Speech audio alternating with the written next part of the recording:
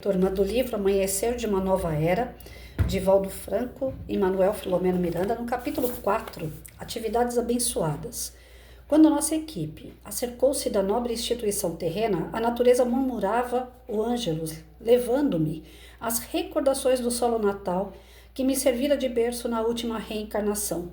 Era um bucólico recanto do interior do estado da Bahia, pequeno burgo habitado por pessoas simples e fraternas, que cultivavam a crença religiosa vigente com respeito à elevação espiritual.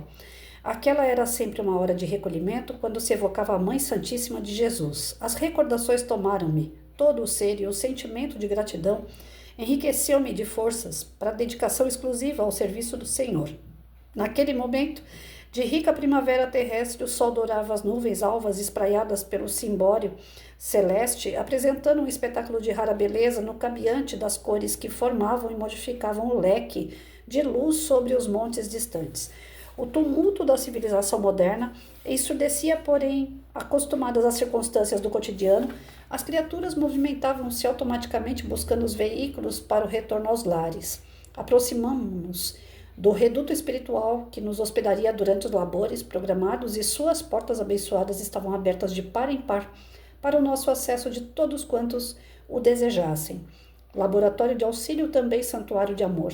Recebia expressivo número de visitantes de ambos os planos da vida que para lá se dirigiam em busca de orientação e paz para as aflições que lhes minavam as resistências morais e orgânicas, sendo atendidos por servidores dedicados e conscientes de sua responsabilidade.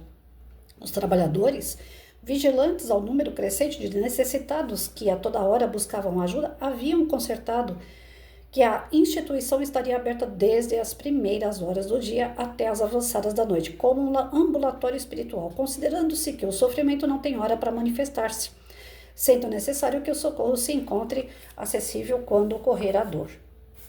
Então serve como pronto-socorro, né?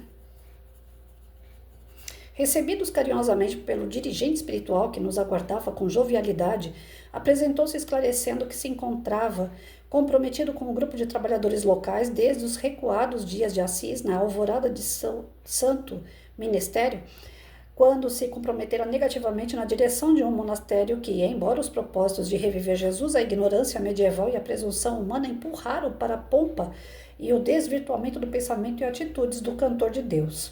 Depois de alguns renascimentos dolorosos, carregando a cruz do remorso e sorvendo o fel da amargura pelo fracasso, todos estavam reencontrando Jesus na seara espírita, trabalhada na imortalidade do espírito e no propósito da revivência do seu evangelho libertador.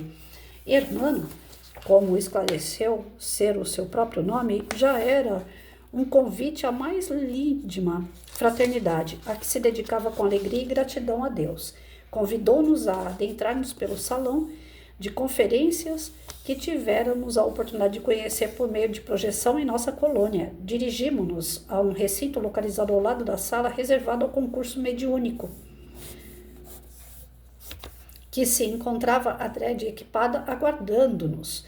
Informado anteriormente a respeito do programa que deveríamos executar, havia se prontificado com os demais benfeitores da sociedade a contribuir valiosamente para o êxito do empreendimento.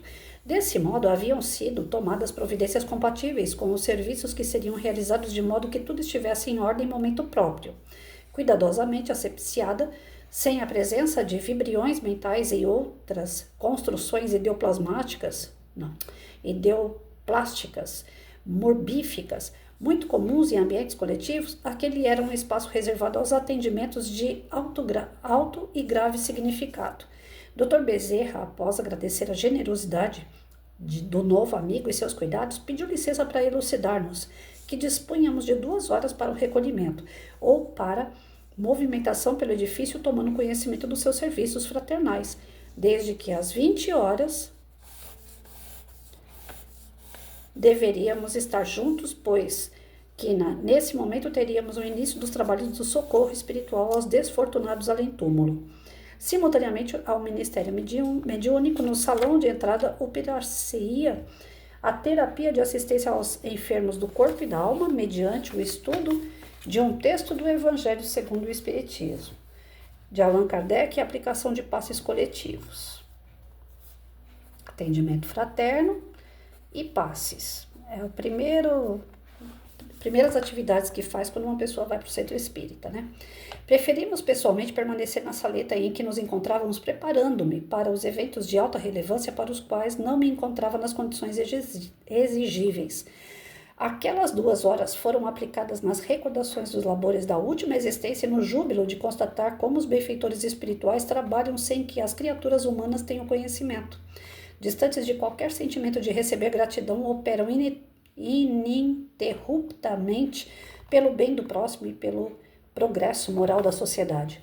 Quando for melhor entendido esse concurso espiritual no intercâmbio consciente das energias dos habitantes dos 2 planos, muitos males serão evitados pelos viandantes da argamassa celular.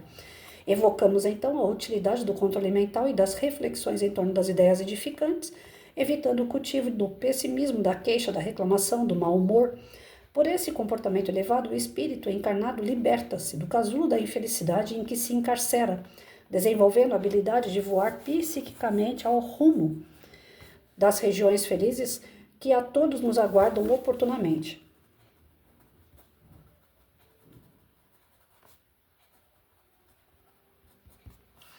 Não me dei conta da rapidez com que sucederam os minutos quando todos estavam de volta e nos predispomos ao início do labor. O nobre benfeitor convidou-nos a uma oração em forma de rogativa a Jesus em favor do programa a ser desenvolvido, facultando-nos condições próprias para o desempenho do que viria a ocorrer depois. Com excelente disposição interior, no momento em que se preparava o auxílio iluminativo pela palavra aos necessitados, Dr. Bezerra convidou-nos a adentrar na ampla sala para um atendimento especial. A lição da noite abordava o tema do perdão, como condição primacial para a conquista da saúde e da paz. O expositor recordou o mestre abençoando os inimigos e socorrendo-os com misericórdia, num apelo aos presentes para que se libertassem do morbo da mágoa e das vibrações perniciosas desse doentio ressentimento. Chamou-nos a atenção uma jovem portadora de grande beleza, que exudava energia escura de natureza pestífera, defluente do pensamento atormentado e dos vícios que se entregava. O médico dos pobres aproximou-se-lhe conosco e pediu-nos que a observássemos mais cuidadosamente. Com todo respeito, procuramos ajudá-la. Acompanhamos as suas sofridas reflexões do momento. Podemos perceber que se tratava de uma jovem acompanhante de cavalheiros solitários, que vivia do hediondo comércio do sexo sem responsabilidade. Simultaneamente dependia de um explorador profissional que a exauria e a quem se entregava em busca de carinho na terrível solidão que sofria.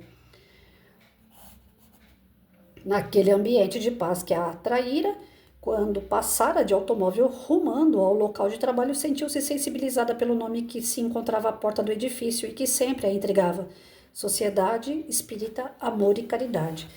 Antes, não lhe dera maior atenção.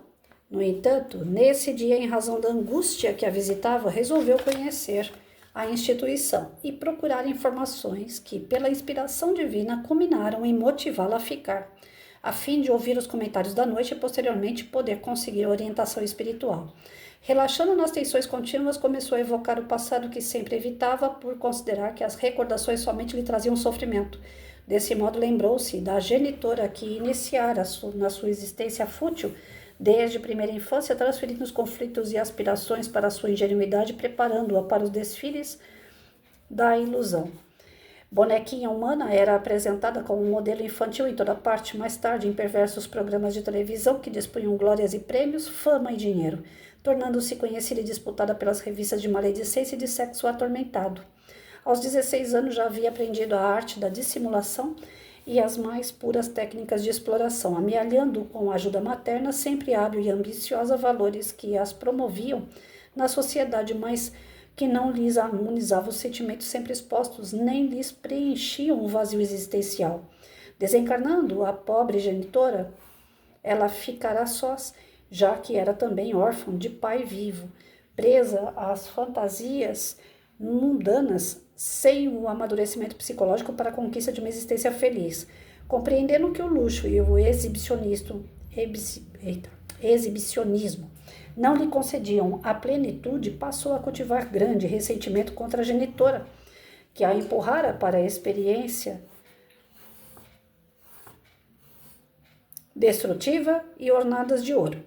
E invejava as moças simples e trabalhadoras, estudiosas e esforçadas que ambicionavam a construção de um mundo melhor por intermédio da família amorosa, enquanto também era invejada por imensa legião de meninas sonhadoras que ignoravam o preço vil da fama e da corrupção moral. Naquele momento encontrava-se num terrível dilema e ali estava em busca de socorro. Fazia pouco descobrira encontrar-se em gestação em face das alterações orgânicas e da confirmação posterior mediante exame especializado.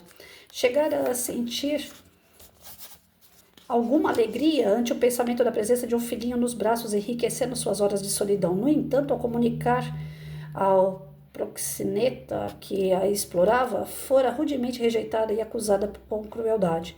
Como atribuía-me a paternidade desse ser? Rilhara entre entre dentes cerrados, considerando seus relacionamentos múltiplos. Tomada de surpresa, explicou-lhe que sempre tomava cuidados preventivos à gravidez com todos os companheiros, mas com ele sempre se entregava de corpo e alma, sem qualquer reserva, porque o amava. Cínico e cruel, ele revidara: você chama nosso relacionamento de amor? Você sabe que não a amo e nem amo ninguém. Eu sou um profissional, não sinto nada especialmente com quem quer que seja. É certo que convivemos, que passamos alguns períodos alegres juntos, mas isso não significa qualquer compromisso da minha parte. Ela sentiu-se excruciada, sem poder sequer chorar.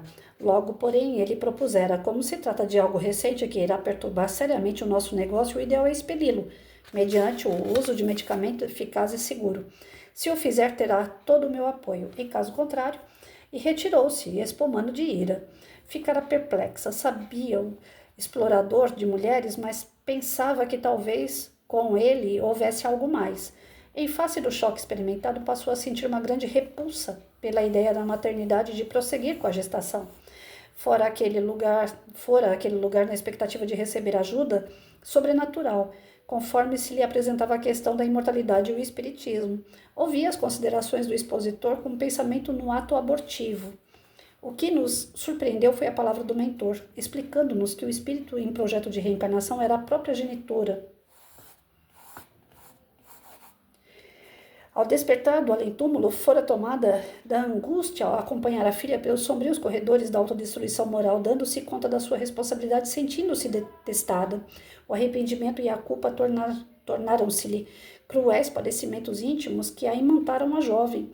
Vendo-a exposta e abandonada, ao mesmo tempo depara-se com ignominioso inimigo desencarnado que se vincula à moça, roubando-lhe as energias vitais que a consumiam, levando-a muitas vezes à estafa, exaustão, a perda de sentido existencial. Agora, diante da recusa do explorador que se negava à paternidade, pôde captar as vibrações da genitora ansiosa pelo perdão e pela oportunidade reparadora, anuindo emocionalmente a sugestão criminosa do aborto. Tratava-se de um trama infeliz e muito complexa. Como, porém, ninguém se encontra sós, ao abandono, seu guia espiritual, que se esforçava por melhor ajudá-la, no momento em que passava pelo edifício de nome conhecido, inspirou-a a saltar e buscou socorro, o que a fez mudar o curso das atividades naquela noite. Nosso mentor aplicou-lhe passes dispersivos nos chakras coronário e cerebral a fim de deslindar o algoz desencarnado que nela se fixava com ferocidade. Em seguida adormeceu com indução hipnótica, solicitando aos amigos Pititinga e Eurípides que o conduzissem à sala mediúnica, o que foi realizado imediatamente com misericórdia e compreensão. A seguir propôs a Jesus Gonçalves permanecer ao seu lado, assistindo-a e acompanhando posteriormente ao atendimento fraterno, enquanto nós outros, com ele, dirigimos-nos à atividade desobsessiva. Então, aqui, nesse caso, desceu, né, até o centro espírita, essa equipe que foi formada, como nós vimos lá no capítulo 3, através do Manuel, né, do Jesus, do Pititinga, do Bezerra de Menezes. Foi formada a equipe, eles desceram até a Bahia, onde tem o centro espírita, e lá eles vão passar a trabalhar. Então, nessas 2 horas que eles chegaram antecipadas ao trabalho, eles podiam se preparar, na câmara de passe, no tratamento de desobsessão, preparando todo o ambiente, que é aquilo que a gente sempre escuta quando vai assistir uma palestra, né? O ambiente foi todo preparado pela equipe espiritual e tal. Então, no caso aqui, eles vieram para essa missão, para ajudar aquele centro a se erguer e impedir os ataques dos trevosos. Essa moça estava passando pela porta do centro, como passou várias vezes ali, mas nunca se ateve, né? E naquele momento o seu mentor, o seu anjo de guarda, intuiu ela pelo nome do centro, né? Que ela pudesse buscar um auxílio. Desde pequena ela foi explorada pela mãe, pela parte sexual, pela parte do visual, né? Então ela foi modelo, ela foi aquela pessoa que induzia homens ao sexo. E a partir do momento que ela se envolvia com vários homens nessa rede sexual, nessa transmissão de energias que são muito pesadas, que a gente fala que é a energia mais poderosa que tem no ser humano, é a energia sexual, né? Porque ela é muito forte mesmo. E os vampiros gostam disso. Então, tem ali o obsessor, né, que conduz essa situação na vida dela, né, que acaba guiando ela para a promiscuidade.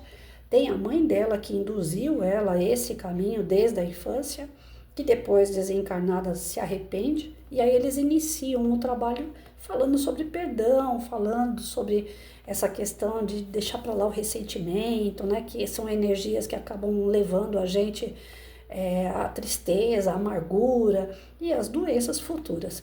Então aqui eles estão trabalhando essa questão já de início com ela, como eles falam, né? Entrou lá no centro, a primeira coisa que acontece lá são o atendimento fraterno, depois você toma os seus passes, assiste a palestra, depois você pode ter aquele espaço mais especial, aonde é retirado o obsessor para uma conversa, para a primeira conversa de muitas, porque não é só na primeira conversa que você já consegue tirar os obsessores mais pesados. Aqueles que estão ali porque são escravos de algum obsessor, ele acaba se transformando muito rápido, porque ele está numa condição de escravo, ele está numa condição que ele, na verdade, ele foi iludido, ele acredita que um dia ele vai ser também como que eu posso dizer? Um obsessor mora aí, né? O top. Então ele acredita, assim como a molecada começa como aviãozinho, né, no tráfico e acha que um dia vai ser dono de boca, né? Eu acredito que os espíritos obsessores, eles têm essa ilusão. Um dia eu vou crescer, um dia eu também vou mandar. Mas quando eles percebem que o amor, que o arrependimento, que o perdão é muito melhor do que viver na maldade, então para eles é mais fácil, né, sair desse erro, dessa jornada de erro. Já o obsessor, que tem a cabeça feita, que já é aquele cara controlador, que é aquele cara que vive escravizando pessoas, que gosta de ver a maldade, esse daí é mais difícil de convencer. Então esse geralmente o centro pede para o assistido ir várias e várias vezes fazendo um tratamento espiritual para tentar convencer o obsessor. E longe do assistido, nunca vai ser um tratamento ali na frente do assistido. O assistido vai estar sempre se sentindo um pouco mais aliviado, mas ele não vai saber nem como que foi feito esse trabalho nele. A única coisa que ele vai saber é que ele tomou um passe, que fizeram uma oração para ele, que no momento da palestra ele estava sintonizado com coisas boas, ele foi assistido ali também, através da fluidoterapia, né? Então aqui ele mostra bem claro que a mulher, ela se perdeu pro lado da promiscuidade, mas ela está buscando através da intuição que o anjo de guarda colocou nela ali, né, de gotinha em gotinha, que ela precisa se transformar, que ela precisa perdoar, que ela precisa mudar o rumo da vida dela.